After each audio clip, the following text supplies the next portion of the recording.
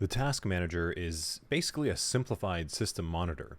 It's handy when you don't need all the bells and whistles from that full system monitor view, and it also has one advantage showing the in-color operation of how processes stop and start. Now that can help visually when inspecting and troubleshooting. So let's go ahead and open it up and get started. We can find the task manager under applications, system tools, and then task manager itself. And as you can see, the view is similar, but heavily reduced. So let's go and open up text editor now and watch what happens. So if we're watching closely, we can actually see that as we started the text editor, that a starting task in green and a changing task in yellow were activated. The yellow task is our VNC remote connection that suggests that it was being altered, and that can help again in identifying what is linked to what upon execution, as opposed to searching for different patterns and strings. So I'm just clicking around waiting to see what happens, and as we can see, now the colors have stabilized.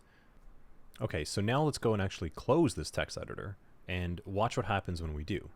The terminating task of get it is now flashing in red, and that's indicating that the task is terminating itself.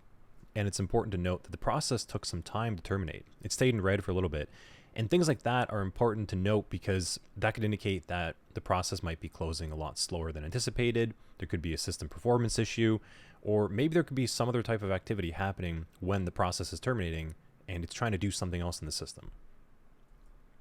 So we've walked through just closing the text editor itself, but let's actually learn how to use the task manager to close the application. So we'll open it up once more.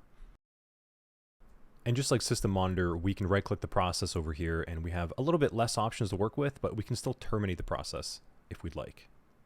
So we'll go ahead and hit yes, and there we have it. That red flashing get it process is now in the terminating task status mode.